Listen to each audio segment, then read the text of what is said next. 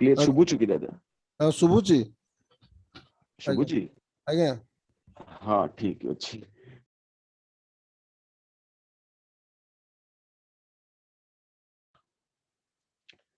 ଠିକ ଅଛି ଦାଦା,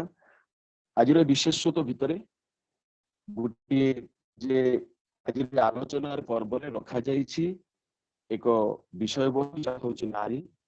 ଏକ ବିସ୍ତୃତ ବିଷୟବସ୍ତୁ। ନାରୀର ବିଭିନ୍ନ ଯେ ରୂପ ଭିତରେ ଦେଇ ଯୋଉ ପତ୍ନୀ କଥା କୁହାଯାଇଛି, ନାରୀ ଯେତେବେଳେ ଜନ୍ମ ଠାରୁ ଆରମ୍ଭ କରି ମୃତ୍ୟୁ ପର୍ଯ୍ୟନ୍ତ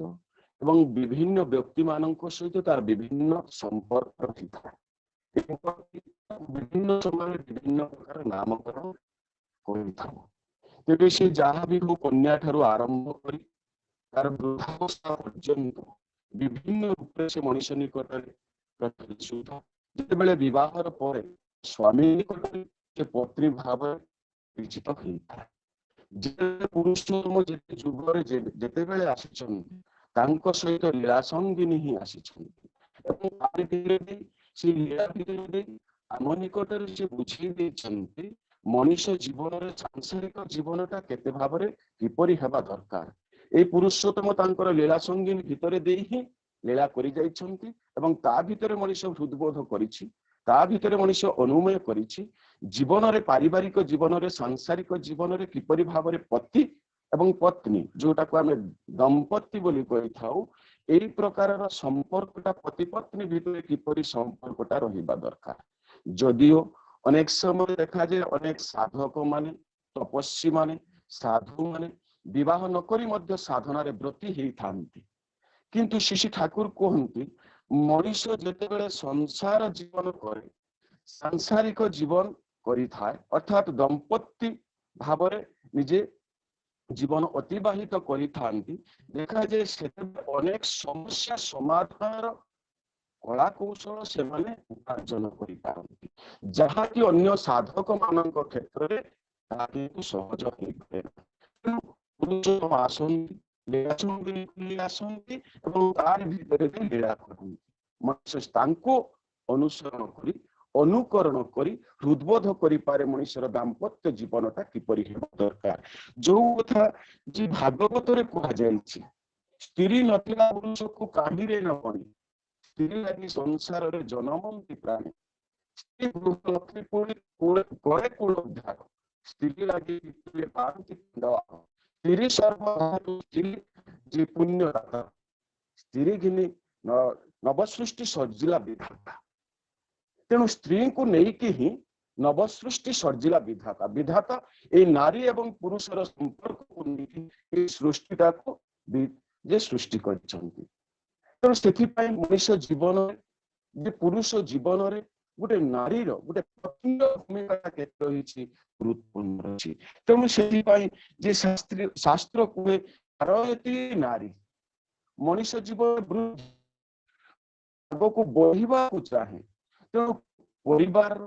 ସାଂସାରିକ ଜୀବନର ଜଣେ ପୁରୁଷ ବୃଦ୍ଧିର ଅନେକାଂଶ ଗୋଟା ତାର ନାରୀ ଉପରେ ନିର୍ଭର କରେ। ସେ ମା ଠାରୁ ଆରମ୍ଭ କରି ଶେଷରେ ତାର ଶେଷ ଜୀବନ ପର୍ଯ୍ୟନ୍ତ, ପତ୍ନୀ ଜୀବନ ପର୍ଯ୍ୟନ୍ତ ହିଁ ଦେଖାଯାଏ ଯେ ନାରୀ ସହଯୋଗରେ ଆଗକୁ ବଢିଥାଏ। ନାରୀ ଯେ ବୃଦ୍ଧି କରାଏ, ପରିବାର ବୃଦ୍ଧି କରିବ, ତାର ସ୍ୱାମୀକୁ ବୃଦ୍ଧି ଦିଗରେ ନେବ, ତାର ସନ୍ତାନ ମାନଙ୍କୁ ବୃଦ୍ଧି ଦିବ, ତେଣୁ ତାର ନାରୀ ବୋଲି କୁହାଯାଇଥାଏ। ତେଣୁ ଯୋଉ କଥା କୁହାଯାଇଛି, ଶ୍ରୀ ଠାକୁର କହୁଛନ୍ତି ପତ୍ନୀଟା ଆମେ କାମିନୀ ରୂପରେ ହିଁ ପତ୍ନୀକୁ ଥାଉ। ଠାକୁର କିନ୍ତୁ କହୁଛନ୍ତି ଏଇ କାମିନୀର ରୂପଟା କିନ୍ତୁ କାମିନୀ ଠାରୁ କାମ ବାଦ ଦେଲେ ସେ ମା ହୋଇ ପଡନ୍ତି, ଅର୍ଥାତ୍ ସ୍ୱାମୀ ମଧ୍ୟ ତାର ସ୍ତ୍ରୀ ଠାରେ ସେଇ ମାତୃତ୍ୱ ଭାବଟାକୁ ମଧ୍ୟ ଉପଲବ୍ଧି କରିବା ଦରକାର। ତେଣୁ ପୁରୁଷ ଯେତେବେଳେ ତାର ସ୍ତ୍ରୀ ଠାରୁ, ପୁରୁଷ ଯେତେବେଳେ ତାର ପତ୍ନୀ ଠାରୁ କାମ ଭାବନାଟାକୁ ଦୂରେଇ ନେଇ ଯାଇଥାଏ, ସେତେବେଳେ ସେ ତାର ସ୍ତ୍ରୀ ଠାରେ ମାତୃତୁଲ୍ୟ, ମାତୃଭାବ ଦେଖିବା ଆବଶ୍ୟକ। ତେଣୁ ସେଇ ପ୍ରକାର ଭାବନା ନେଇ ପତ୍ନୀ ମଧ୍ୟକୁ ପ୍ରସ୍ତୁତ ରଖିବା ଦରକାର। ଅତି ସୁନ୍ଦର ଭାବରେ ଗୋଟିଏ ବାଣୀରେ କହୁଛନ୍ତି, ସ୍ନେହ ମମତା ଆଦର ଯତ୍ନ ପ୍ରାଣ ତାଲା ଭାଲୋବା, স্নেহ মমতা আদর যত্ন প্রাণ তালা ভালোবাসা, সান্ত্বনা দিতে দুঃখ ভুলাতে মুখে ସ୍ନେହ ଆଦର୍ଶ ପ୍ରାଣକୁ ତୋଳି ନେଲା ଭଳିଆ, ଆକୃଷ୍ଟ କଲା ଭଳିଆ ଯାହାର ସୁନ୍ଦର କଥାବାର୍ତ୍ତା, ସାନ୍ତ୍ୱନା ଦିତେ ଦୁଃଖ ଭୁଲାତେ। ମଣିଷକୁ ଅବସାଦ ସମୟରେ, ଦୁଃଖ ସମୟରେ ସାନ୍ତ୍ୱନା ଦିତେ ଦୁଃଖ ଭୁଲାତେ। ମୁଖେ ଯାହାର ମୃଦୁ ଭାଷା, ପ୍ରତିଟି ମୁହୂର୍ତ୍ତରେ ଯାହାର ମୁଖରୁ କେବଳ ମୃଦୁ ଭାଷା ହିଁ, ମିଠା ଭାଷା ହିଁ, କଥାର ମଧୁର ଯାହାର ଜୀବନ ସେବା ହିଁ, ସେବା ଦବା ହିଁ ମଣିଷ ଜୀବନ, ଯାହାର ଜୀବନରେ କର୍ମ ଯାହାର শুধু ସେବା କରା, ପ୍ରତିଦାନ ନାହିଁ ଯାଚେ। ପ୍ରତିଦାନ ସ୍ୱରୂପ କୌଣସି ଜିନିଷ ସେ ମାଗିଲେ ନାହିଁ। ମୁଁ ଏତେ ଭାବରେ ସେବା ଦେଲି, ମୁଁ ଏତେ ଭାବରେ ଦୁନିଆକୁ ବଡ କଲି, ମୁଁ ଏତେ ଭାବରେ ପରିବାରକୁ ସମସ୍ତଙ୍କୁ ସୁଖ ଦେଲି, ମୁଁ ସବୁ କିଛି ବୃଦ୍ଧି ଦିଗରେ ନିଜକୁ ସମର୍ପିତ କରିଦେଲି, ମୋର ରହିଛି। ଏଇ ଭାବନା ଯୋଉ ପତ୍ନୀର ଜୀବନରେ ନଥାଏ,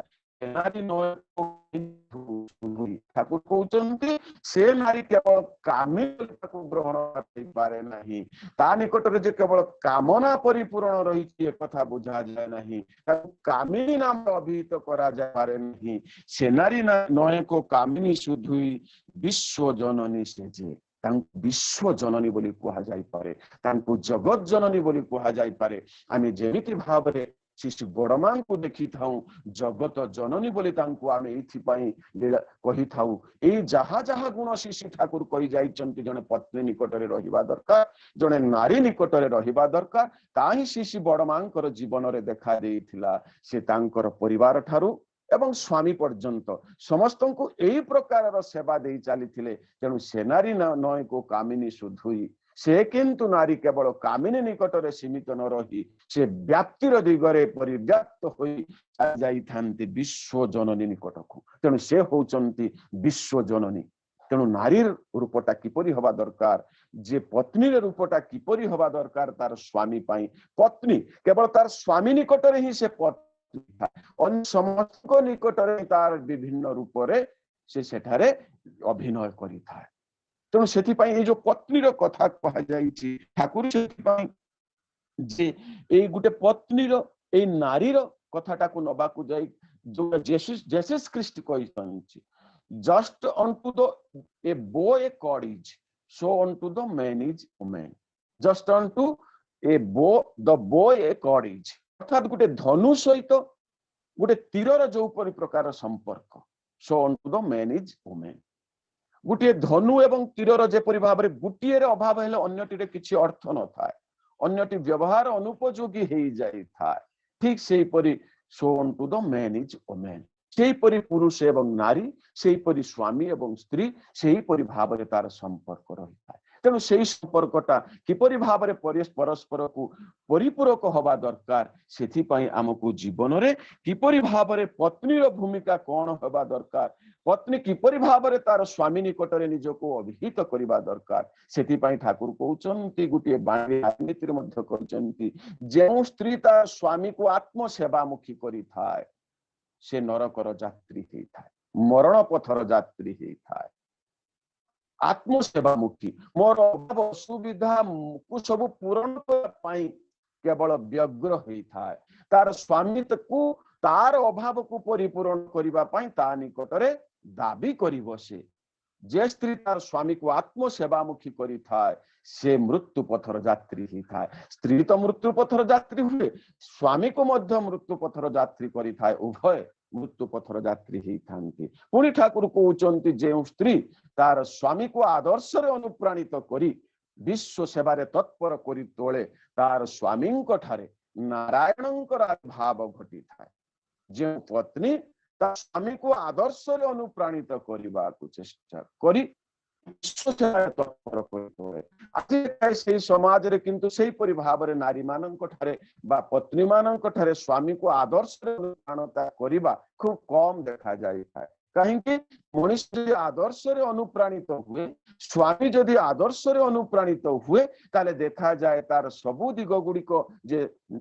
अन्याय असत पथरे चलिबार दिग गुड़िक किंतु नियंत्रित हो जाए मनीष नारी बा पत्नी तार जा अभाव बोध रही सहजरे ताकू परिपूरण करि पारे नाही तेणु आमर काम कामना को स्त्री तार काम कामना को पत्नी तार काम कामना को परिपूरण करिबा पाई से स्वामी को अन्याय बाटरे परिचालित हबा पाई मध्य बाध्य करिथाय किंतु ठाकुर से कहउचंती जेउ स्त्री तार स्वामी को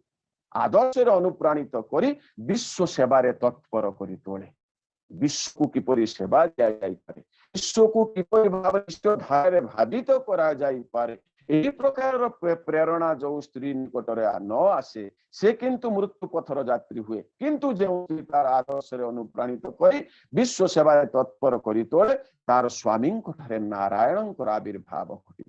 से तार स्वामी ठारे नारायण को ही देखी पाए भगवानत्व को उपलब्ध से विश्व जननी हेबार आख्या मध्य से पाए तेणु पत्नीर जीवन रे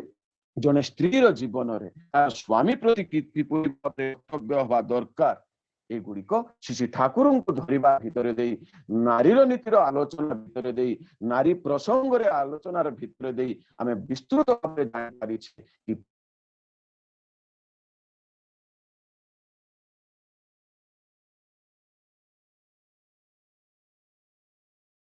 आपण साउंड आसुनी हेलो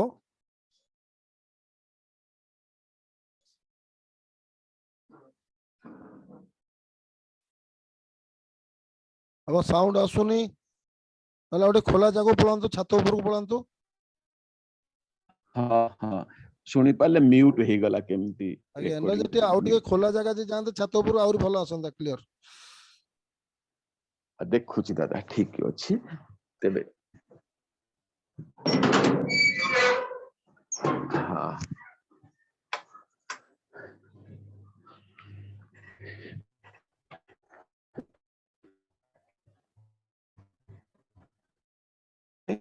श्री ठाकुर से कथा कहि स्त्री अस्तित्व तार स्वामी ऊपर ही न्यस्त स्त्री बंचिवा बढ़ीबाटा ही तार स्वामी ऊपर ही न्यस्त तेणु स्वामी को मनुष्य स्त्री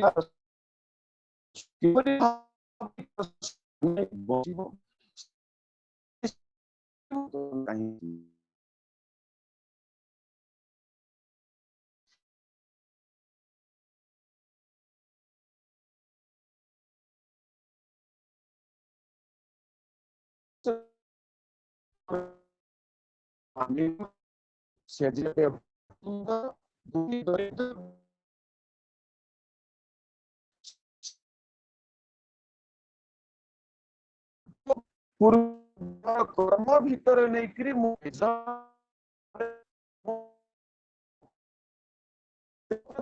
भाव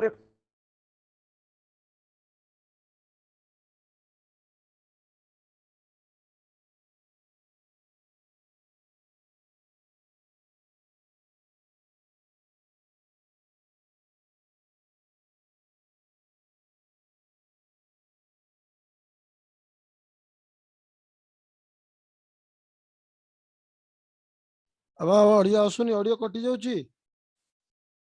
आपण काहे नेटवर्क ठीक है जे आसुनी कारण कोन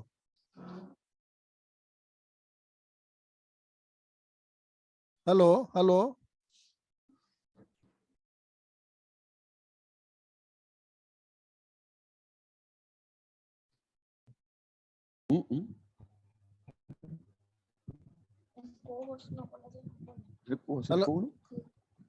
हाँ हाँ हेलो हाँ दादा आगे कोंतु हाँ एमते को दिन होय आज एते प्रॉब्लम होची तो क्लैरिटी हाँ बहुत मोबाइल चेंज कली देखा जा हां मोबाइल चेंज कली कोन होची देखि आगे आगे हाँ ठाकुर कहले जे स्वामी जे तोर आपणा जन प्रिय परम जीवन साथी सुखरे तांकु रखी पारिले रहिबु सुखे दिवस राति तेणु तांकु जदि सुखरे रखिबार मोर गुटे प्रयास था गुटे इच्छा था सबु प्रकार परिस्थिति भितर मु तांकु सुखरे रखिबा को चेष्टा करिबि सेते बेले देखा जाय स्वतः मु मध्य आप मु निजे सुखरे रखि पारे सेथि पई ठाकुर कहथले wife is she who never wife's out are adherence to his husband से ही होची प्रकृत स्त्री कौन सी परिस्थिति रे से कौन करि पारे नाही तार स्वामी को ठार निष्ठा हरा हुए नाही स्वामी बिना मो सुख चाहे ना स्वामी बिना मो स्वर्ग चाहे ना स्वामी बिना मो क्षणिक मध्य बंचिबा को चाहे ना एही प्रकार आकांक्षा जहार था से किंतु आपे आपे स्वतः ता निकट को सुख आसी जाय था एही प्रकार भावना रहिबा दरकार तेणु श्री ठाकुर कहउचंती पुरुष छुटिबो इष्ट पछरे पड़ा पड़ोसी को साथी रे नहीं स्त्री छुटिबो स्वामी पछरे सगौरवे तार सतीत्व नहीं एक कथा जोठी नाही लक्ष्मी देवी कौन स्वर्ग आसबे उपहार देवा आमे जेते भी लक्ष्मी बाहाना पूजा करिवार बाहाना करूना कहीं लक्ष्मी को पाइबा पाई जेते भी पाट पटुआर करूना कहीं किंतु ठाकुर से कथा कहते पुरुष छुटिबो इष्ट पछरे पड़ा पड़ोसी को साथी रे नहीं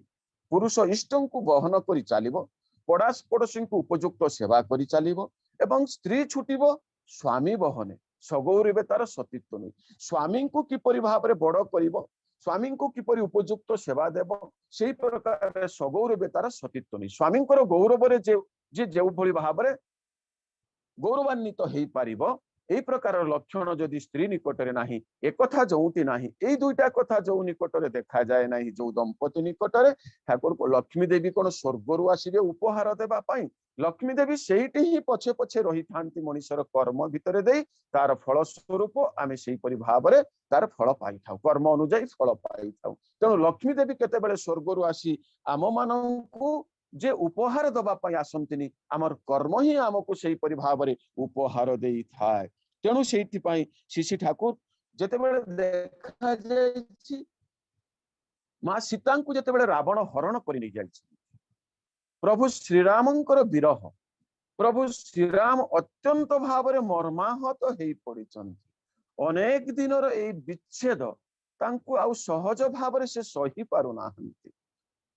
लक्ष्मण को कहउछन्ति आज ये जो मां सीतांकर विरह मां सीतांकर अभावटा मु जीवन रे उपलब्धि करुछि मां सीता तो केवल मोर सहधर्मिणी नथिले मोर केवल पत्नी ही नथिले एपरि भाव रे से मोर बंधु थिले सबु किछि थिले जो कथा शास्त्र रे कहा जाइछि जे कार्येषु मंत्री करणेषु दासी धर्मेषु पत्नी क्षमाया धरित्री स्नेहेषु माता शयनेषु रंभा रंगे सखी लक्ष्मण सा प्रियतम कार्येषु मंत्री से कार्य समय मंत्री तुल्य से मध्य मते प्रेरणा प्रदान करुथिले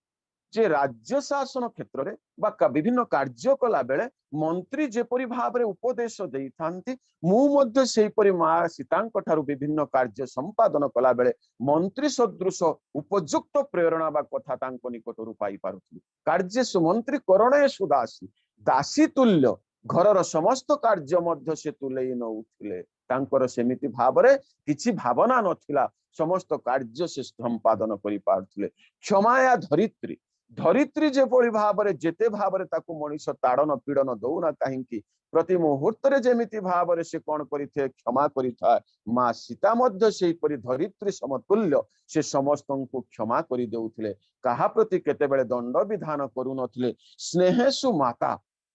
मां जेपरि भाव रे तार सृष्टि को तार संतान माननकु स्नेह आदर रे बांधी रखि थाए मां सेपरि भाव रे जानकी मध्य सेही परि भाव रे मते स्नेह भितरे दे बांधी रखिथिले धर्मेषु पत्नी जेपरि भाव रे सहधर्मिणी मानक द्वारा धर्म कार्य संपादन करा जाई थाए ठीक सेही परि भाव रे समस्त धर्म कार्य रे मां सीता मते मध्य सेही परि भाव रे सहयोग करि चलीथिले एवं जे शयनेषु रंभा शयन कक्ष रे रंभा मेनका जेपरि भाव रे संग सुख देई थांती उपयुक्त संग सुख देई थांती मु मध्य ताही मां सीतांक ठारू उपलब्धि पाई पारिथिली एवं रंगे सखी शयनेषु रंभा रंगे सखी सखी मानक सहित जेपरि भाव रे क्रीड़ा कौतुक करा जाई पारि आनंद उपलब्धि करा जाई था ठीक सेही परि मां सीतांक सहित क्रीड़ा कौतुक रे मध्य मु सेही परि भाव रे आनंद पाई पारुथिली लक्ष्मण सा प्रियतमा मोर प्रियतमा एही सदृश थिले किंतु तांकर आज विरहटा म तांकर विच्छेदटा अत्यंत भाव रे मते मर्माहत करिछि देखंतु स्वामी आ स्त्री रो संपर्कटा किपरि होबा दरकार स्त्री किपरि भाव रे स्वामी रो विरह स्वामी स्त्री विरह को किपरि भाव में उपलब्धि करि पारिबे सेही प्रकार संपर्क जदि मनुष्य भितर न रहे ताहले देखा जाए सांसारिक जीवन पारिवारिक जीवन पति पत्नी जीवनटा अनेक समय विच्छुरित हो जाए। ठाकुर से कहउछंती गोटे कथा जे पुरुष मागे नारी प्रणय नारी मागे टंका एमिति करी ही चली जगत बंचिबा बड़ीबा फांका। देखा जाइतिला ए जो पुरुष एवं नारी परवर्ती समय तांको भितर थिबा ए जो संपर्कटा स्वामी स्त्री निकट को ता संचरित हो जाइछि। पुरुष चाहूथिला नारीर संग करिवो से तार स्त्री हेई पारे बा अन्य नारी मानकर संग सुख पाई कि निजे आनंद उपलब्धि करिवो। ठीक तार प्रतिदान रे नारी मध्य चाहूथिला पुरुष ठारू किपरि भाव में टंका सुना बा एपरि भाव में जिनिस पाई से तार निजर सुख पाइबो। ए जो पुरुष एवं नारी भितर ए संपर्कटा परवर्ती समय देखा गला स्वामी स्त्री पति पत्नी मध्य को मध्य ताहा संचरित बढ़ी गला। आजिर समय देखा जाइछि पुरुष स्वामी एवं स्त्री भितर एही प्रकार संपर्कटा बहु भाव में बढ़ी जाइछि। पुरुष व्याकुल हेछि नारीर संग पाइबा पाई एहार सुजोग नहीं नारी स्त्री चाहिए स्वामी ठारू तार सबु किछि अभावटा को परिपूर्ण करिबा पाई। एही दुईटा संपर्क जेते बेले पुरुष पति एवं पत्नी भितर रही जाइछि सेते बेले किंतु उपयुक्त पति पत्नी हबार आमे योग्यता हरेई बसिछे। तेणु श्री ठाकुर सेही कथा कहउचंती जे कामार्थ होई पुरुष जदि प्रलोभ करे नारी सद्य आयु हराबे किंतु समाज ध्वंसकारी। तेणु पुरुष मागे नारीर प्रणय नारी मागे टंका समाजर एई रूपटा ही आज मनुष्य निकटरे बहु भाव में देखा जाइछि। कामार्थ होई पुरुष जदि प्रलोभ करे नारी काम लोलुप होई पुरुष जदि नारी को वशीभूत करने को चेष्टा करे सद्य आयु हराबे किंतु समाज ध्वंसकारी। ता भितर देई पुरुषर आयु तो क्षय हुए फलतः समाज मध्य बहु भाव में नष्ट विनष्ट होई थाए। तेणु पुरुष एवं नारी अर्थात पत्नी एवं पतिर किपरि संपर्क हवा दरकार श्री ठाकुर बुझे दे कहउछंती। एपरि खूब कम झियो देखा जानती जो माने स्वामी को मुह को चाही। एपरि खूब कम झियो देखा जानती जो माने स्वामी मुह को चाही स्वामी संगे रहिबा को सबु बेले व्याकुल हेई थांती। जदि तांको गछ मूलरे रहिबा को पड़े मध्य सेथिरे द्विधा प्रकाश करंती नाही निजर छाती पतेई स्वामीर सबु दुख को बहन करि नबा को चाही थांती। ठाकुर कहउचंती एपरि जदि कोनोसी झियो थाए ताहाले ताहार एई समाज रे तार स्थान नहीं। स्वर्ग बोली जो गुटिए अंचल अछि स्वर्ग बोली जदि गुटिए राज्य अछि सेई राज्यर ही तार आवास स्थली। अर्थात सबु समय जो पत्नी तार स्वामी को लेकर व्यस्त रही थाए स्वामी बिना से सुख चाहे ना स्वामी बिना तार प्राचुर्य दरकार नहीं स्वामी बिना तार बंचीबाटा सहज नुहे एही प्रकार हृदबोध हुए समस्त दुख को छाती पतेई देई बिना द्विधारे जाई जो ठारे मध्य गछ मूले रहिबा को जदि दरकार पड़े से मध्य सेही ठारे जाई रही पारे। एपरि जदि कोनोसी नारी थांती एपरि जदि कोनोसी पत्नी थांती ठाकुर कहउचंती एही प्रकार समाज रे तार किंतु स्थान नाही तार स्थान स्वर्ग राज्य रे ही तार स्थान रही थाए। तेणु प्रिय परम पुरुषोत्तम बुझेई दउचंती पत्नीर किपरि साधनाटा रहिबा दरकार। शास्त्र कहे जेते बेले जने झीटीए विवाह हो गोटे ससुर घर को आसे तार यज्ञ व्रत साधना उपासना सबु किछि स्वामी उद्देश्य रे थाए। विवाह पूर्वर कुमारी झील माने बा जने स्त्री लोकर मृत्यु पर विधवा समय हुए तो सेते बेले तार विभिन्न व्रत साधना यज्ञ करि पारे किंतु तार स्वामी सहित जेतिकी जीवन बीते थाए जेतिकी समय बीते था तार समस्त व्रत साधना यज्ञ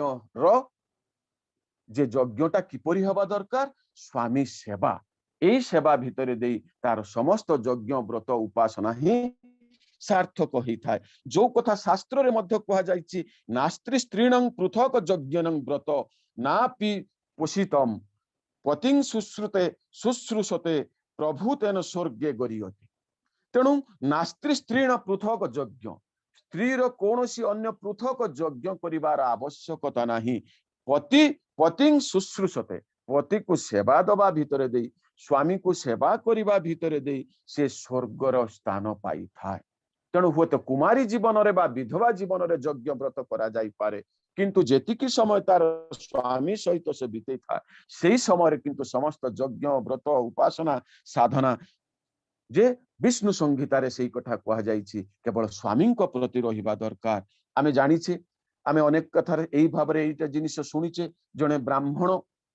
अनेक भावरे ज्ञानी गुणी अनेक साधनारे ब्रती हेइथिले एई परि गुटे वृक्ष मूलरे बसी से साधना करूथिले एई समय देखा जाइछि से वृक्षर जो गुटिए काउटिए बगटिए मल त्याग करि दैछि से ब्राह्मणଙ୍କ उपरे पडिछि से देखि जे क्रोधित हो जाइछन्ति देखुचन्ति गछरे बसिथिबा बगटा तांको उपरे मल त्याग करिछि से क्रोधर फलरे से बगको से भस्म करि दैछन्ति परवर्ती दिने आउ दिने कौन हिछि ना भली भाबरे से भिक्षा करि आसी जणे गृहिणी को घरे पहुंचीचंती एवं सेठी से भिक्षा मागिचंती किंतु अनेक अनेक भाबरे जे भिक्षा मागिबा परे मध्य घरु किछि उत्तर आसीनी एवं जेते बेले बहु भाबरे क्रोधित हो जाइछन्ती देखा जाइछि से घरु माटी बाहरिछन्ती माँ जेते बेले बाहरिछन्ती सेते बेले से ब्राह्मण तांको उपरे बहु भाबरे क्रोधित हो जाइछन्ती से माँ जनक कोन करूथिले ना से घर भितरे तांकर स्वामींकर सेवा करूथिले स्वामी कर्म क्षेत्र रु फेरी आसीबा परे स्वामी को किपरि भाबरे सेवा देबा को हुए सेही परि भाबरे से सेवा करि चालिथिले तेणु से बुझिथिले ए ब्राह्मण को भिक्षा दबा परि बदल रे स्वामींकर सेवा तांको पई खूब बड़ हेइथिला सेति पई से स्वामींकर सेवारे रत हेइथिले जेते बेले एई ब्राह्मणंकर एई चित्कार सुनी जेते बेले घरु बाहरी आसीचंती ब्राह्मण तांको उपरे बहु भाबरे क्रोधित हो जाइछन्ती मो अनेक समय धरी भिक्षा मागुची मो कथा को आपण कर्णपात करूनाहंती मु आपण को अभिशाप देबी सेते बेले माँ जनक किंतु बहु भाबरे से हसी हसी कहउचंती मु तो आउ बग काक नुहे जे मते तुमे भस्म करि देबो मु मोर जे भगवान मोर जे श्रेष्ठ मु तांकर सेवारे रत थिली तेणु मो बुझिथिली आपण को भिक्षा दबा बदल रे मोर स्वामी सेवा होउची सबुठारु श्रेष्ठ तेणु मु तांकर सेवारे ब्रती थिली तेणु मु काक बग नुहे जे मते भस्म करि देबो सेते बेले से ब्राह्मण बुझी पारिथिले ये केते बड़ साधक स्वामी सेवा नाही जे स्त्रीर पर हुए तार आपणा जन अनुराग तार छंदहरा दरिद्रता ही तार लक्षण जो स्त्रीर स्वामी सेवा नाही जेते बेले देखा जाए तार जेते आपणा जन रहिचंती जेते निजस्व लोक रही दिन को दिन से दूरे जावाक लगी था कारण मनुष्यर जड़े पत्नीर प्रकृष्ट सेवा ही हूँ तार स्वामी सेवा किंतु जेते बेले पत्नी टी तार स्वामी को उपयुक्त सेवा दिए ना तार जेते संपर्क थांती समस्ते ता निकटरू दूरे जाई ताले पत्नीर गुणटा किपरि हवा दरकार जो कथा शास्त्र कहूची रुते रुते बेश्या कोपे दासी भोजने जननी समा विपदे मंत्रीणांग बुद्धि सौभार्या प्राण बल्लरी रुते बेश्या रति समय जे बेश्या भलिया तार स्वामी को आनंद दे पारे रुते बेश्या कोपे दासी स्वामी जदि कौनसी कारणवशतः क्रोधित हो जाइछन्ति कोपित हो जाइछन्ति क्रोधे रुते बेश्या कोपे दासी सेही समय स्त्री जदि दासी तुल्य तांकर समस्त कथा को सहजरे ग्रहण करिनिए सहजरे सेते बेले दासी तुल्य सबुटा को सुनी निए किछि प्रतिरोध करे नाही हुए तो परवर्ती समय स्वामींकर किछि त्रुटि रही पारि थाए किंतु परवर्ती समय तार आपस आलोचना भितरे देई तार समाधान करा जाई पारे किंतु सेही समय जदि आमे जनंकर क्रोधित समय स्त्री जदि क्रोधित हुए सेते बेले से झगड़ाटा बहु भावरे बढ़ी जाई थाए रुतेबेश्या कोपेदासी भोजने जननी समा भोजन समय जे पत्नी तार स्वामी निकटरे थाई जननी सदृश माँ सदृश खुआई चाले अर्थात कौन कौन आवश्यक रही बुझी खाद्य परिवेषण करी चाले विपदे मंत्रीणांग बुद्धि विपद समय उपस्थित रही जे मंत्री सदृश तांको बुद्धि दे चाले सौभार्या प्राण बल्लरी से भार्या होची प्राण सदृश तांको केतेबेले त्यागर कथा बुझा जाई पारे ना से स्त्री आउ केतेबेले एई परि भाबरे कामिनी सदृश होंती नाही पुनी शास्त्र कहूची रुते सर्पा रति समय सहवास समय जेउ स्त्री सर्प सदृश सब बेले फ फ होउथाय रुते सर्पा कोपे व्याघ्रा कोप समय स्वामी जदि कौनसी कारण रागी गले स्त्री मध्य व्याघ्र सदृश से मध्य तांको ऊपर को झपटी गले कोपे व्याघ्रा विपदे शत्रुणां बुद्धि विपद आसीछि शत्रु तुल्य जेतेबेले स्त्री तार स्वामी को बुद्धि दिए तार हाथ रे खंडा बंधुक धरई दे झगड़ा करबा पई आगो को बढ़ई दिए विपदे शत्रुणां बुद्धि सभार्या आउ ऋतेशर्पा कोपेदासी भोजने राक्षसी समा भोजन समय निजे खाई देकरी जहा बड़का रहिबो परवर्ती समय स्वामी को पई ताहा रखिबो भोजने राक्षसी समा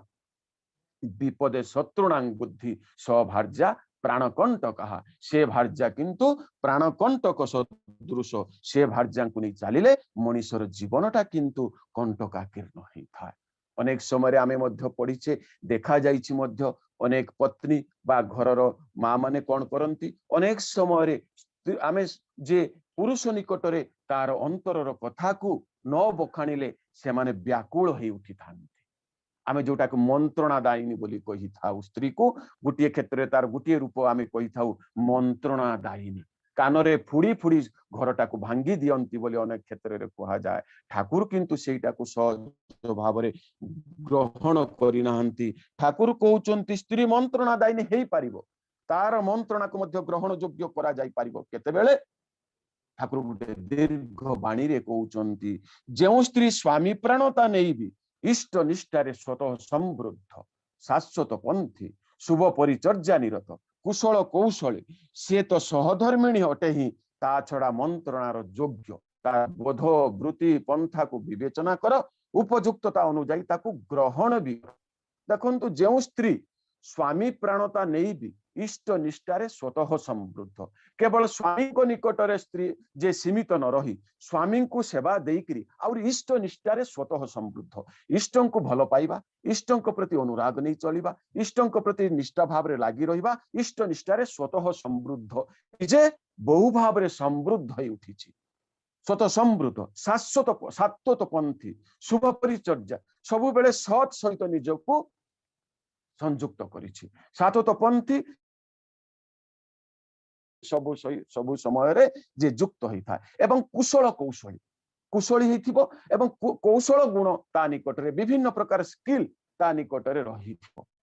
किपरि भाव रे विभिन्न स्ट्रैटेजी से तैयारी करिवो समस्यार समाधान करिबा पई जो कथा हमें सावित्री व्रत भितरे अनेक समय जानिछे सावित्री किपरि भाव रे कुशल कौशली थिले जेतेबेले देखा जाइछि विवाहर गोटे वर्ष 3 दिन बाकी अछि सावित्री व्रत करिसंती 3 दिन धरी सावित्री व्रत करिबा परे जेतेबेले सावित्री व्रत उद्यापन हेछि तांकर स्वामी को नै कि से जंगल को जाइछन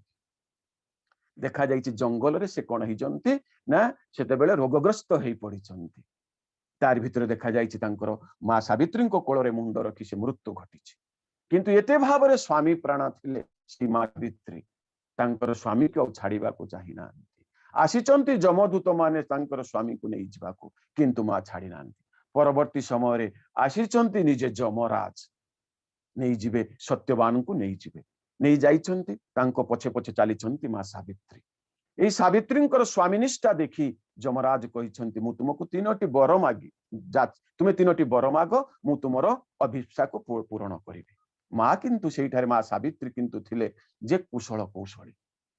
किपरि भाव रे से वर मागी नहीं प्रथम 2टार वरर कथा जानिचंती मु जेमिति भाव तृतीय वर थिला मु जेमिति भाव रे शतपुत्र र जननी ही पारे तथास्तु कहिचंती जमराज सेतेबेले माँ कहउचंती मो निकटरे जदि स्वामी नाही ताले मु किपरि भाव रे शतपुत्र र जननी ही पारिबी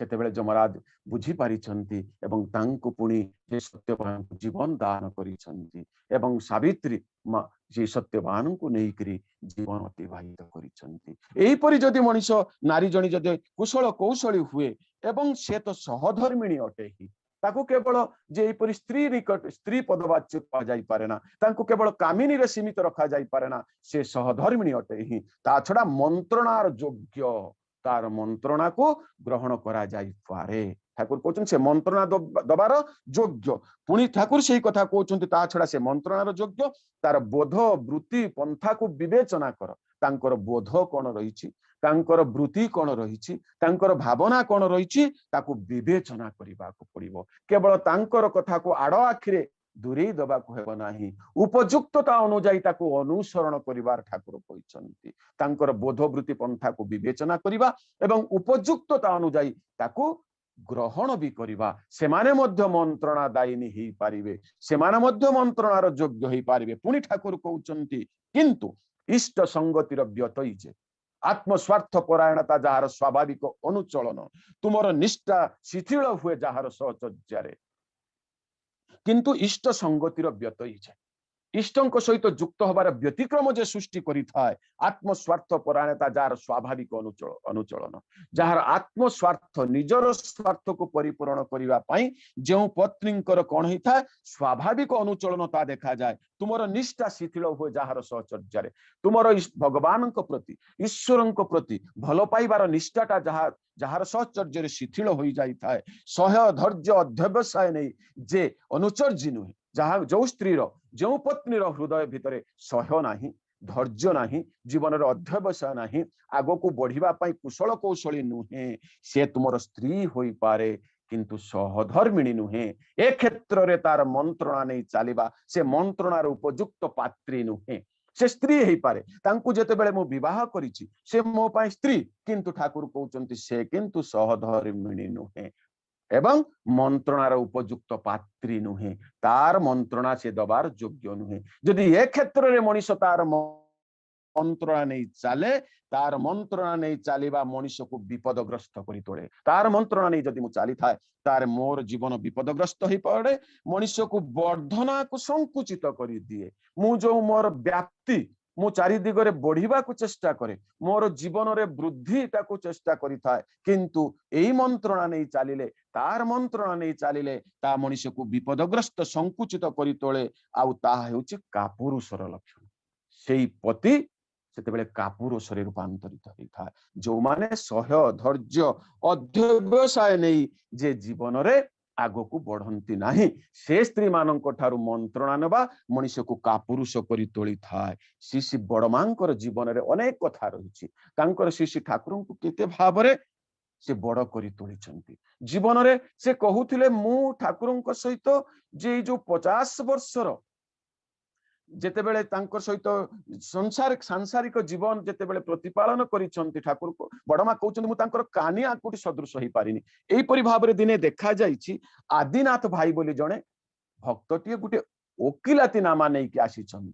ଆସି ସେ ବଡମାଙ୍କର ହାତକୁ ବଢେଇ ଦେଇଛନ୍ତି। ଏଇ ଓକିଲାତି ନାମାରେ ସେ ଆଦିନାଥ ଭାଇ ଜଣେ ହଉଛନ୍ତି ଓକିଲ, ଓକିଲାତି ନାମା ଲେଖନ୍ତି, ଜମିବାଡି ଭାଗ ସମ୍ବନ୍ଧୀୟ ବିଭିନ୍ନ କାଗଜ ପତ୍ର ପ୍ରସ୍ତୁତ କରନ୍ତି। ଏଇପରି ଦିନେ ଶିଶୁ ବଡମାଙ୍କ ହାତକୁ ଆଣି ବଢେଇ ଦେଇଛନ୍ତି ଓକିଲାତି ନାମା।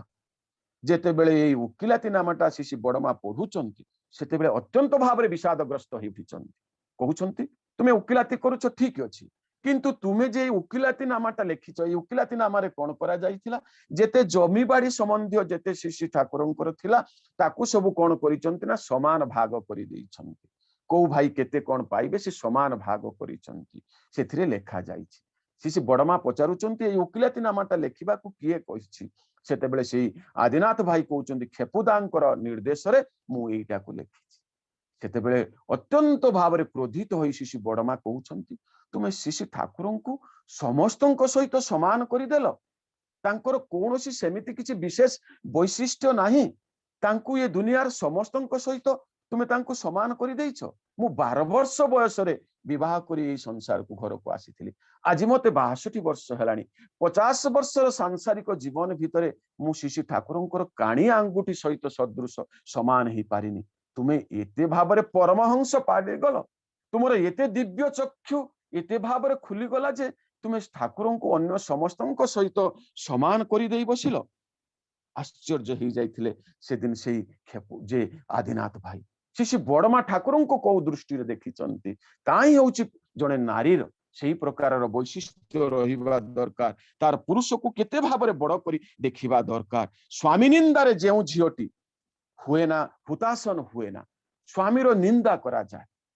ସ୍ୱାମୀକୁ ସାନ କରି ଦିଆଯାଏ, ସେତେବେଳେ ଯଦି ସ୍ତ୍ରୀ ସେଇ ନିଆଁରେ ବା ସେଇ ସ୍ୱାମୀର ନିନ୍ଦାରେ ସେ ନିଜକୁ ହୁତାସନ ବା ଜଳି ଉଠେ ନା, ପ୍ରତିରୋଧ କରେ ନା, ନିଶ୍ଚୟ ଜାଣ ମନେ ଅଛି ତାର ବ୍ୟତିକ୍ରମୀ ଜଳାପନା। ତାର ଅନ୍ତରରେ ସ୍ୱାମୀ ପ୍ରତି ଗୋଟେ ବ୍ୟତିକ୍ରମତା ସୃଷ୍ଟି ହେଇଛି। ସ୍ୱାମୀକୁ ସେ ଠିକ ଭାବରେ ବୁଝି ପାରିନି, ସ୍ୱାମୀକୁ ସେ ଠିକ ଭାବରେ ଗ୍ରହଣ କରିପାରିନି, ସ୍ୱାମୀକୁ ସେ ସ୍ୱାମୀ ପଦବାଚ୍ୟ ବୋଲି ନେଇ ଗ୍ରହଣ କରିପାରିନି, ଯାହା ଶ୍ରୀ ଶ୍ରୀ ବଡମାଙ୍କ ଜୀବନରେ ମଧ୍ୟ ଦେଖାଯାଇଥିଲା। ସହଜ ଭାବରେ ଏଇ ସ୍ୱାମୀଙ୍କ ପ୍ରତି ନିନ୍ଦା, ସ୍ୱାମୀଙ୍କୁ ସାନ କରିଦେବା, ସ୍ୱାମୀଙ୍କୁ ନେଇକରି ଏଇପରି ପ୍ରକାର ସମସ୍ତଙ୍କ ସହିତ ସମାନ କରିବା ସହଜ ଭାବରେ ଶ୍ରୀ ଶ୍ରୀ ବଡମା ଗ୍ରହଣ କରିପାରିନଥିଲେ। ଯୋଉ କଥା ଆମେ ମଧ୍ୟ ଅନେକ ଭାବରେ ଆଲୋଚନାରେ ମଧ୍ୟ ଶୁଣିଛେ, ଯେତେବେଳେ ଶ୍ରୀ ଶ୍ରୀ ବଡମା ହିମାୟତପୁରରେ ଅବସ୍ଥାନ କରୁଥିଲେ, ସେଇ ସମୟରେ ତାଙ୍କର ସାନ ଭଉଣୀ ସେ ତାଙ୍କର ପାଖ ପଡିଶା ଘରେ ବିବାହ କରିଥିଲେ। ତାଙ୍କର ସାନ ଭଉଣୀ ଯାଇଛନ୍ତି ବାପ ଘରକୁ, ଯେତେବେଳେ ତାଙ୍କର ବାପ ଘରକୁ ଯାଇଛନ୍ତି, ତାଙ୍କର ମା ଯେ କି କହୁଛନ୍ତି ଶ୍ରୀ ଶ୍ରୀ ଠାକୁରଙ୍କୁ ନେଇ ଗୋଟେ ଏମିତି ଭାବରେ ଉକ୍ତି କହିଥିଲେ, ଯାହା ଫଳରେ ସେ ତାଙ୍କର ସାନ ଭଉଣୀ ଆସି ଶ୍ରୀ ଶ୍ରୀ ବଡମାଙ୍କ ନିକଟରେ କହୁଛନ୍ତି, ମା ତୋତେ ନେଇକରି ବେଶୀ ମନ ଦୁଃଖ କହୁଥିଲା ମୁଁ ଏମିତି ଭାବରେ ଗୋଟିଏ ଯେ ମୁକ୍ତାକୁ ନେଇ ବାନର ଗଳାରେ ପିନ୍ଧେଇ ଦେବା ସଦୃଶ ହେଇଛି। ଜୋଇଁ ପୁଅଙ୍କର କୋଉଥିରେ ଗୋଟେ ଆଗ୍ରହ ନାହିଁ। ଶ୍ରୀ ଠାକୁରଙ୍କୁ ଉପଲକ୍ଷ୍ୟ କରି କହୁଛନ୍ତି, ଶ୍ରୀ ବଡମାଙ୍କର ମା ଷୋଡଶୀ ବାଳା ଦେବୀଙ୍କର ମା କହୁଛନ୍ତି ତାଙ୍କର ଭଉଣୀ ସୁଧାଂଶୁ ବାଳାଙ୍କ ନିକଟରେ କହୁଛନ୍ତି, ମୁଁ ଗୋଟେ ବାନର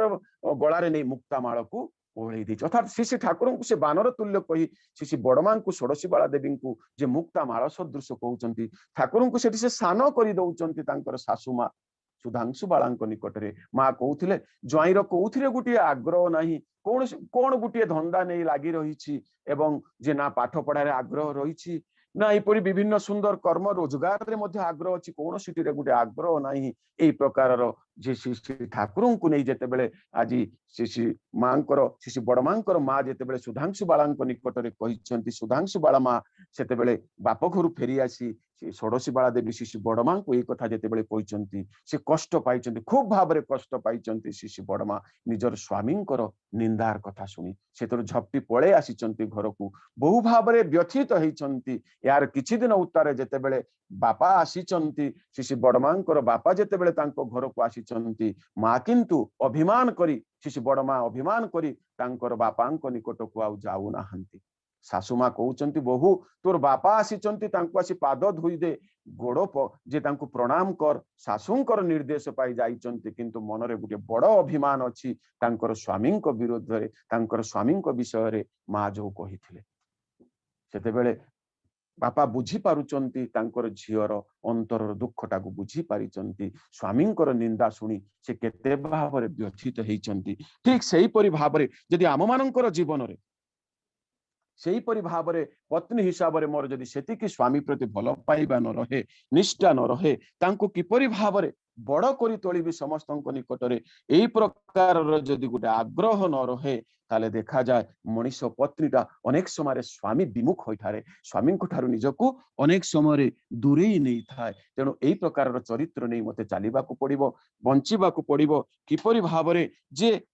स्वामी एवं स्त्री संपर्कटा केते भावरे सुष्ठु सुंदर हे उठिबा दरकार। तेणु आजिर समाज रे आमे जेतेबेले श्री ठाकुर नहीं चलीछे, श्री ठाकुर को जीवन रे व्रती करी नहीं चलीछे, तेणु श्री ठाकुर पारिवारिक जीवन, सांसारिक जीवन किपरि भावरे सुंदर हवा दरकार। जो कथा ठाकुर कहउचंती, स्वामी स्त्री झगड़ा करे, पिला पिली देखे, सर्वनाशर सदर द्वारे पिला माननकु रखे। यदि स्वामी स्त्री भितरे झगड़ा हेउची, स्वामी स्त्री भितरे भल पाइबा नाही, स्वामी स्त्री भितरे टाण नाही, पुणी सेति पई ठाकुर कहउचंती निज अभ्यास व्यवहार घून्य रखी जदि संतान को तू हेबाकू भल कहउचु निरबधि, पारिबुनी ता ओलटा हेब क्षोभ रहिब मन। निज अभ्यास व्यवहार रही था सचेतन, निजर अभ्यास व्यवहार ए भितरे अनेक विकृत रही जाइछि। स्वामी स्त्री भितरे झगड़ा झांटी रही जाइछि, जे पुरुष स्त्री भितरे अनेक समय झगड़ा झांटी रही जाउछि, ताकू जेतेबेले पिलाटिए देखुछि, देखा जाउछि पिता माता भितरे भल पाइबाटा नाही, मोर बापा मां भितर स्नेह श्रद्धा नाही। सेही स्नेह श्रद्धा मु किपरि भाबरे बापा मां ठारू मु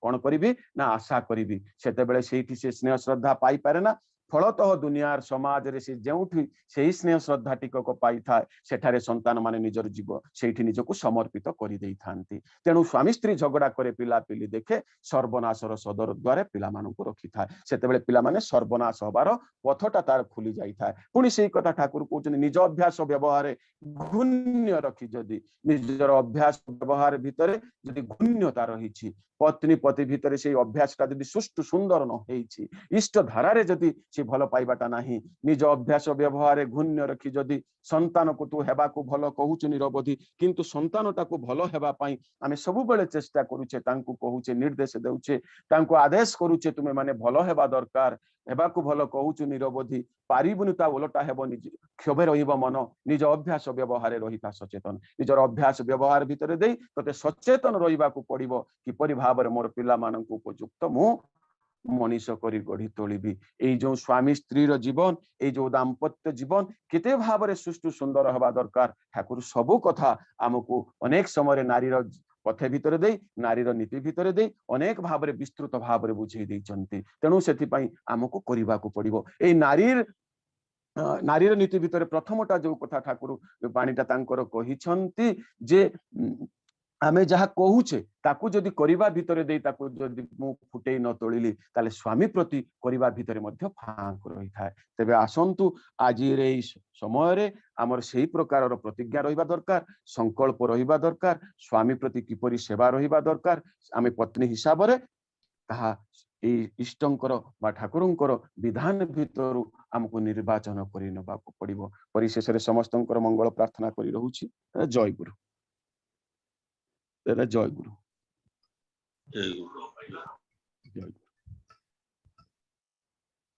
आज्ञा जय गुरु बहुत बहुत धन्यवाद इतने सुंदर भाव आज आपण आलोचना करिसेंती मो पाखरे भाषा नहीं प्रथम रु नेटवर्क प्रॉब्लम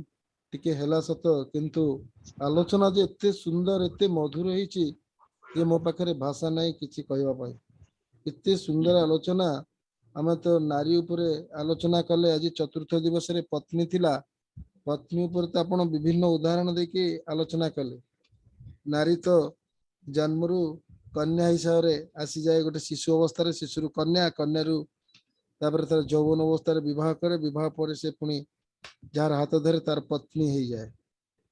से पत्नी रो भूमिका कौन पत्नी कौन करे केमिति पत्नी हेले प्रभु खुशी हेबे हम ठाकुरों को फिलोसफी जहाँ रही ठाकुर निर्देश आदेश जहाँ रही कौ भली पत्नी हेले तार मंगल हम ता स्वामी मंगल हम ता परिवार मंगल हम ये कथा तो अनेक उदाहरण दे आपण कही पत्नी भूमिका तो अनेक किछि रही जे खाली स्वामी पाई से पत्नी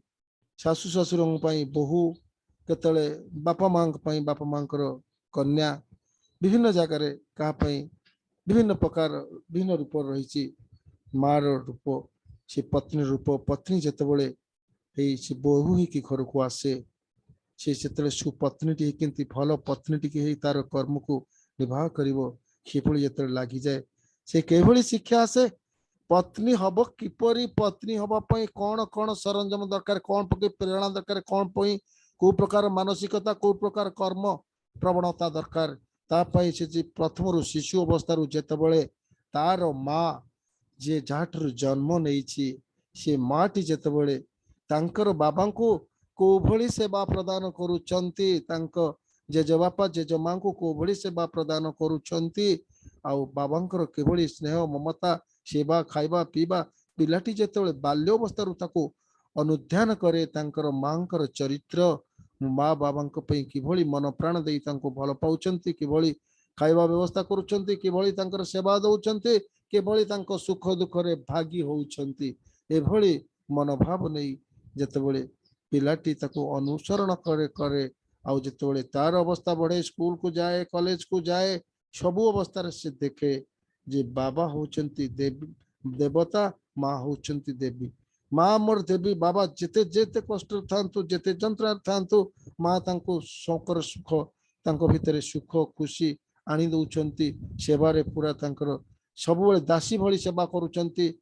सबुबले आपण जोटा कहिले एबे तो अनेक आलोचना करिसंती सेवारे दासी माँ मान को जेजेबापा जेजेमा मान को सेवा करुचंती बाबा को सेवा करुचंती खाली पत्नी स्वामी को सेवा लबनी ता घरर मुरबी माने जे बाबा को जे जन्म देइछंती तांकर बाबा तांकर माता तांको भी सेवा देबे एभली पत्नी हेबी स्वामी को सम्मान बढ़ेबे एवं तांकर परिवार रो सम्मान बढ़ेबी परिवार जेते सदस्य सदस्य अछंती स्वामी कर भ्राता स्वामी भग्नी तांकर जेकोसी समस्त केमती क्या को भली व्यवहार करी को भली सेवा देवी को भली कर्म करी से माने जेमती समस्ते अनुप्राणित हेबे ଏଇଭଳି କର୍ମ ଯଦି ସେଇ ପତ୍ନୀଙ୍କ ଭିତରେ ସେ ନାରୀ ରୂପରେ ଯୋଉ ପତ୍ନୀ ରୂପରେ ନାରୀଟି ଆସିଥାଏ ଗୋଟିଏ ଅନ୍ୟ ଘରରେ ଗୋଟିଏ ଅନ୍ୟ ଘରର ବୋହୂ ସାଜି ସେ ବୋହୂଟି ପତ୍ନୀ ହେଇ ଯେତେବେଳେ ଏଇଭଳି କର୍ମ ନିର୍ବାହ କରେ ସବୁବେଳେ ଯଦି ସେଇ ବୋହୂଟିର ମନ ଭିତରେ ଥାଏ କିଏ ଭିତରେ ଥାଏ ନା ସେଇ ପରମ ପୁରୁଷଙ୍କୁ ଯୋଉ ବୋହୂଟି ଧରିଥାଏ ଯାହାର ବାପା ମା ଧରିଥାନ୍ତି ସେଇ ଶିକ୍ଷା ନେଇକି ସେ ଆସିଥାଏ ସେ ଜାଣିଥାଏ ସ୍ୱାମୀ କଣ ଶାଶୁ କଣ ଶ୍ୱଶୁର କଣ ଦିଅର କଣ ନଣନ୍ଦ କଣ କୋଉ ଭଳି ମୁଁ ପତ୍ନୀ ହେବି ମୁଁ ସ୍ୱାମୀକୁ ଖୁସି କରିବି ଏବଂ ମୁଁ ସମସ୍ତଙ୍କୁ ଖୁସି କରିବି ଆଉ ସମସ୍ତଙ୍କୁ ଖୁସି କରି ମୁଁ ଏଇଭଳି ପତ୍ନୀ ନିର୍ବାହ କରି କେତେବେଳେ ଶ୍ୱଶୁରଙ୍କର ଶରୀର ଅସୁସ୍ଥ ଅଛି ସେଠି ସ୍ୱାମୀଙ୍କ ଶରୀର ଅସୁସ୍ଥ ଅଛି ମୁଁ ଶ୍ୱଶୁରଙ୍କୁ ପ୍ରାୟୋରିଟି ଦେବି ନା ସ୍ୱାମୀଙ୍କୁ ପ୍ରାୟୋରିଟି ଦେବି ସେଠି ବାଲାନ୍ସ ମେଣ୍ଟେନ କରିବି ଶ୍ୱଶୁରଙ୍କ ଆଗେ ସ୍ୱାମୀଙ୍କର ଟିକେ ଯଦି ଦେହ ଖରାପ ଅଛି ଶ୍ୱଶୁରଙ୍କର ଅଛି ମୁଁ ସ୍ୱାମୀଙ୍କ ସେବାରୁ କମେଇ ଦେଇକି ଶ୍ୱଶୁରଙ୍କ ସେବା ଅଧିକ କରିବି କାରଣ ସେ ବୟୋଜ୍ୟେଷ୍ଠ ବ୍ୟକ୍ତି ତେଣୁ ସେଠି ସ୍ୱାମୀ ଖୁସି ହେବେ କାରଣ ତାଙ୍କ ଯୋଗୁଁ ହିଁ ଆଜି ମୁଁ ସ୍ୱାମୀଙ୍କୁ ପାଇଛି ସେମାନଙ୍କ ଗର୍ଭରୁ ମାଙ୍କ ଶାଶୁଙ୍କ ଗର୍ଭରୁ ଆଜି ମୋର ସ୍ୱାମୀ ଆସିଛନ୍ତି ଯାହାଙ୍କୁ ମୁଁ ଆଜି ହାତ ଧରି ବାହା ହେଇଛି ଯାହାଙ୍କ ପାଇଁ ମୁଁ ଆଜି ଗର୍ବିତ ମୋ ସ୍ୱାମୀ ଆଜି ଏତେ ସୁନ୍ଦର ମୋ ସ୍ୱାମୀ ଆଜି ଏତେ ବଡ଼ ସେ ଯେକୌଣସି ପ୍ରଫେସର ହୁଅନ୍ତୁ ବା ପ୍ରଫେସନାଲରେ ଯେତେ ବଡ଼ ହୁଅନ୍ତୁ ସର୍ଭିସରେ ହୁଅନ୍ତୁ ବ୍ୟବସାୟରେ ହୁଅନ୍ତୁ ଯେକୌଣସି ସ୍ତରରେ ଥାନ୍ତୁ ଯାହା ବି ଥାନ୍ତୁ ସେ ମଜୁରିଆ ବି ହେଇଥାନ୍ତୁ ସେ ଜଣେ ମୋ ସ୍ୱାମୀ ମୁଁ ପତ୍ନୀ ମୁଁ ଯାହା ଭୂମିକା କରିବି ମୋ ଘରେ ଆଜି ଚାଉଳ ନାହିଁ ମୋ ଘରେ ଆଜି ଅଟା ନାହିଁ ମୋ ଘରେ ଆଜି ପରିବା ନାହିଁ ସେଇ ପରିବା ସେଇ ଚାଉଳରେ ମୁଁ ଆଡଜଷ୍ଟ କରି ମୋ ଶ୍ୱଶୁର ଶାଶୁ ମୋ ସ୍ୱାମୀଙ୍କର ସେବା କଲି ସେଇଥିରେ ଆଡଜଷ୍ଟ କରିଦେଲି ମୁଁ ସବୁ କିଛି କଷ୍ଟ ନେବି ଆଉ ଯଦି ଆଜି ଖାଇବାକୁ ନାହିଁ ମୁଁ ଖାଇଦେଲି ତାଙ୍କୁ ଖାଇବାକୁ ଦେଇକି ମୁଁ ନିଜେ ଉପାସରେ ରହିଗଲି ନାମ କରି ପ୍ରଭୁଙ୍କର ନାମ ଜପ କରି ଏଇଭଳି ମଧ୍ୟ ପତ୍ନୀ ପତ୍ନୀଟି ହେଲେ ଯେ କେତେବେଳେ ସୁଖ ଆସେ କେତେବେଳେ ସୁଖ ଆସେ ଯେ ସବୁକୁ ସହି ବହି ଜୀବନରେ ଚାଲିପାରେ ତାହେଲେ ସେ ସୁପତ୍ନୀ ହେଇପାରେ ଆଉ ସବୁବେଳେ ମନ ଭିତରେ ଥିବ ସେଇ ପ୍ରଭୁଙ୍କର ନାମ ମୁଁ ପ୍ରଭୁଙ୍କର ନାମ ଜପିବି ପ୍ରଭୁଙ୍କର ନାରୀ ନୀତିରେ ଯାହା ଯାହା ଲେଖା ଅଛି ତାକୁ ମୁଁ ପଢିଛି ଶୁଣିଛି ଜାଣିଛି ଏବଂ ମୁଁ ସେଇ ନାରୀର ପଥେ ଯୋଉ ନାରୀ ଯୋଉ ପଥରେ ଗଲେ ତା ପଥରେ ସେ ପଥ ମୁକ୍ତ ହେଇଯାଏ ସେ କଣ୍ଟକ ପଥ ନିର୍ମଳ ହେଇଯାଏ ଏଭଳି କର୍ମ କରିବି ଏଭଳି ବ୍ୟକ୍ତିତ୍ୱ ଅର୍ଜନ କରିବି ମନ ଭିତରେ ଥିବ ପ୍ରଭୁଙ୍କର ଚିନ୍ତା ପ୍ରଭୁଙ୍କର କର୍ମ ସବୁବେଳେ ସଙ୍ଗରେ ଥିବେ ମୋର ପ୍ରଭୁ ଏଭଳି ଚିନ୍ତା ମତେ ପ୍ରେରଣା ଦେଉଥିବେ ଏଭଳି ଶକ୍ତି ଦଉଥିବେ ମୁଁ ସବୁ କର୍ମରେ ଜୟ କରୁଥିବି ସବୁ ସେବାରେ ଜୟ କରୁଥିବି ସବୁ ଜାଗାରେ ସବୁ ସମସ୍ୟାକୁ ସମାଧାନ କରିପାରୁଥିବି କାରଣ ମୁଁ ପ୍ରଭୁଙ୍କୁ ଧରିଛି ମୋ ବାବା ମା ପ୍ରଭୁଙ୍କୁ ଧରିଥିଲେ ମୁଁ ସେ ପ୍ରଭୁଙ୍କର ପ୍ରେରଣା ପାଇଛି ଏଭଳି ମୁଁ ପତ୍ନୀ ହେବି ମତେ ଦେଖି ହଜାର ହଜାର କୋଟି କୋଟି ନାରୀ ପରିବର୍ତ୍ତନ ହେଇଯିବେ ମୋ ପଡା ପଡୋଶୀ ସାହି ପଡିଶା ଗାଁ ବନ୍ଧୁ ବାନ୍ଧବ ସମାଜରେ ଦେଖିବେ ଏଇଭଳି ପତ୍ନୀ ଏଇଭଳି ସେବା ମୁଁ କରୁଛି ମତେ ଦେଖି ଆଜି ହଜାର ହଜାର କୋଟି କୋଟି ଲୋକ ପରିବର୍ତ୍ତନ ହେଇଯାଉଛନ୍ତି ମୁଁ ସବୁବେଳେ ସେଇ ଭାବନା ସେଇ ଚିନ୍ତା ସେଇ ପରମ ପ୍ରେମ ଯିଏ ମୋର ଉତ୍ସ ଯିଏ ମୋର ଜ୍ଞାନର ଉତ୍ସ ଯିଏ ମୋର ଆନନ୍ଦର ଉତ୍ସ ଯିଏ ମୋର ଶକ୍ତିର ଉତ୍ସ ଯାହାଙ୍କ ପ୍ରେରଣା ଯାହାଙ୍କ ଶକ୍ତି ଯାହାର ଭାବନା ଯୋଉ ବାବା ମା ମତେ ଯୋଉ ଶିକ୍ଷା ଦେଇଛନ୍ତି ସେ ବାବାଙ୍କୁ ମଧ୍ୟ ସମ୍ମାନ ଦେଇ ତାଙ୍କୁ ଶରଣ କରୁଥିବି ଯଦି ସେଇଭଳି ପତ୍ନୀ ହବାକୁ ହେଲେ ସବୁବେଳେ ମାଟି ଯଦି ପତ୍ନୀର ସେବା ନ ସ୍ୱାମୀର ସେବା ଭଲ ପତ୍ନୀଟି ହେଇନାହିଁ ତାହେଲେ ଝିଅଟି କେବଳ ଭଲ ପତ୍ନୀଟି ହବ କିପରି ତେଣୁ ମା ଠାରୁ ଝିଅଟି ଶିଖେ ସବୁ ତାର ପତ୍ନୀ କେମିତି ହବ ସେଇ ପତିକି କେମିତି ସେବା ଦେବା ପତିକି ଯିଏ ସେବା ଦେଇଥିବ ଯୋଉ ମାଟି ତାର କନ୍ୟାଟି ମଧ୍ୟ ସେଭଳି ପତ୍ନୀଟି ହେଇ ସାର ସ୍ୱାମୀକି ସେବା ଦେଇ ତାର ବଂଶକୁ ଉଜ୍ଜଳ କରିବ ତାର ପଡା ପଡୋଶୀ ସମସ୍ତଙ୍କୁ ତାର ବନ୍ଧୁ ବାନ୍ଧବ ସମସ୍ତଙ୍କୁ ଉଜ୍ଜଳ କରିବ ସାରା ବିଶ୍ୱବାସୀ ମଧ୍ୟ ତାଠୁ ଶିଖି ନିଶ୍ଚୟ ଭଲ ରାସ୍ତାରେ ଯିବେ କିଏ ସେ ବୋହୁ କେତେ ସୁନ୍ଦର ବୋହୁ କେତେ ସୁନ୍ଦର ବ୍ୟବହାର କରୁଛି କିଭଳି କର୍ମ କରୁଛି ରେଷ୍ଟ ନାହିଁ ସବୁବେଳେ କର୍ମ କରି ଚାଲିଛି କାରଣ ତା ପାଖରେ ଯେତେ ସେ ମଣିଷ ପଜିଟିଭ ହେଇଯାଏ ଯେତେବେଳେ ମୁଁ ପତିର ସେବା କରିବି ମୁଁ ପ୍ରଭୁଙ୍କର ସେବା କରିବି ସ୍ୱାମୀ ମୋର ଭଗବାନ ଶାଶୁ ଶ୍ୱଶୁର ମୋର ଦେବ ଭଗବାନ ଏଇଭଳି ମନ ନେଇ କାମ ଯିଏ କରୁଥାଏ ତାର ଭୋକ ଶୋଷ ସବୁ ଭୁଲିଯାଏ ମୋର ଭିତରେ ଆସିଯାଏ ସବୁବେଳେ ଶକ୍ତି ଆସିଯାଏ ମାନେ କୌଣସି ଦୁଃଖ ଯନ୍ତ୍ରଣା ଆସିନାହିଁ କାରଣ ମୁଁ ତାଙ୍କରି କର୍ମ କରୁଛି ଏଇଭଳି ଭାବନା ନେଇଛି ସ୍ୱାମୀ ମୋର ଭଗବାନ ଶାଶୁ ଶ୍ୱଶୁର ମୋର ଦେବାଦେବୀ ଏଇ ଭାବନା ନେଇଛି ଆଗେଇ ଯାଏ ଯେତେ କଷ୍ଟ ଯେତେ ବାଧା ଯେତେ ବିଘ୍ନ ଆସୁନା କାହିଁକି ତାକୁ ପରମ ପିତା ସବୁବେଳେ ତା ପାଖରେ ଛିଡା ହେଇଥିବେ କାରଣ ସିଏ ସବୁବେଳେ ପଜିଟିଭ ୱେରେ ଯାଉଛି କୌଣସି ଦୁଷ୍କର୍ମ ଦୁଶ୍ଚିନ୍ତା ଦୁଷ୍କର୍ମ କରୁନି ଯିଏ ଯାହା ନିନ୍ଦା ଅପବାଦ କଲେ ଶୁଣୁନି ସବୁ କଥାକୁ ସବୁବେଳେ ସେ ଭାବୁଛି ପରମ ପ୍ରେମୟ ଅଛନ୍ତି ଯେତେ ବାଧା ଯେତେ ନିନ୍ଦା ଆସୁ ଇଏ ଯାହା କରନ୍ତୁ ମୁଁ ସେଇଟା ଶୁଣିବି ନାହିଁ ମୋର କର୍ମ ହେଲା ମୁଁ ପ୍ରଭୁଙ୍କର ସେବା କରୁଛି ମାନେ ମୋ ପତିଙ୍କର ସେବା କରୁଛି ମୋ ପ୍ରଭୁଙ୍କର ସେବା କରୁଛି ମୋ ଶାଶୁଙ୍କର ସେବା କରୁଛି ଏଇ ଭାବନା ଏଇ କର୍ମ ନେଇକି ଯେ ଏଇ ଚିନ୍ତା ନେଇକି ଯାଏ ଯେତେ ଟେକା ଯେତେ ପଥର ଯେତେ ନିନ୍ଦା ଅପବାଦ ଆସିଲେ ମଧ୍ୟ ତାର କିଛି ହବ ନାହିଁ ସେ ଜୟ ହେଇଯିବ ସେ ଜୟ କରିବ এইভଳି ଭାବନା ଆମେ ଯଦି ସୁପତ୍ନୀଟି ହବାକୁ ହେଲେ ସବୁବେଳେ ମାଙ୍କର ଏଇଭଳି ବାବା ମାଙ୍କର ଚରିତ୍ର ହବାର ଅଛି ସେଇଭଳି ମା ନହେଲେ ଏଭଳି କନ୍ୟା ଆସେନି ସେଇଭଳି କନ୍ୟା କେତେବେଳେ ସେଇଭଳି କନ୍ୟା ମଧ୍ୟ ଯାଇକି ସୁପତ୍ନୀଟି ହେଇକି ସାରା ବିଶ୍ୱବାସୀଙ୍କୁ ଆନନ୍ଦିତ କରିଦିଏ ହଜାର ହଜାର ପରିବାରକୁ ଉଜ୍ଜଳ କରିଦିଏ ଏଇଭଳି ପତ୍ନୀଟି ହେଇ ଆମେ ଯେ ସମାଜରେ ବସବାସ କରିବା ଶାନ୍ତିରେ ରହିବା ସୁଖରେ ରହିବା ଆନନ୍ଦରେ ରହିବା प्रभु खुशी हे हसी हसी आशीर्वाद वर्षण करेंगे। धन्य धन्य तू माँ आज तू धन्य कर देचु मते तोर सेवारे तोर प्रेरणा रे तोर कर्म रे तोर चिंता रे तोर भावना रे तू मते बांधी रखिचु तोर समाज को मध्य परिवर्तन कर देचु। से दिन प्रभु हसी हसी आशीर्वाद वर्षण करेंगे। आम ये पत्नी हेबा आज नववर्ष प्रभु पाखे प्रार्थना जनाइबा सब माँ माने आम ये पत्नी हवा प्रभु जिते खुशी हे आम उपर प्रभु आनंदित हे प्रभु हसी हसी आशीर्वाद वर्षण करेंगे। तब आम दीक्षा नवार सार्थकता है आम प्रभु पाई आम घर को परिवार को आम सुनार संसार कर देचु। चुना संसार को आम सुनार कर देचु। कोई पत्नी समाज को गढ़ी पारे ये पत्नी मध्य परिवार को ध्वंस कर दे पारे ये पत्नी मध्य समाज को परिवार को सुंदर भाव गढ़ी एक सुना संसार सुंदर संसार गढ़ी तोली समाज रे उदाहरण सृष्टि कर देता है। बहुत सुंदर आलोचना सुंदर भाव में दादाजी पत्नी उपर आलोचना करी आम समस्त को धन्य कर देइछन्ति। समस्त के मन भितर भक्ति भाव सृष्टि कर देइछन्ति। माँ मानक भितर पवित्रता सृष्टि कर देइछन्ति। मन भितर जदि कलंकित भाव कौन दुश्चिंता कुचिंता थिला जदि कर्म रे कौन प्रवणता नथिला सब आज सृष्टि है उदय हो जाइए। मु सुपत्नी हेबी सुकर्म करी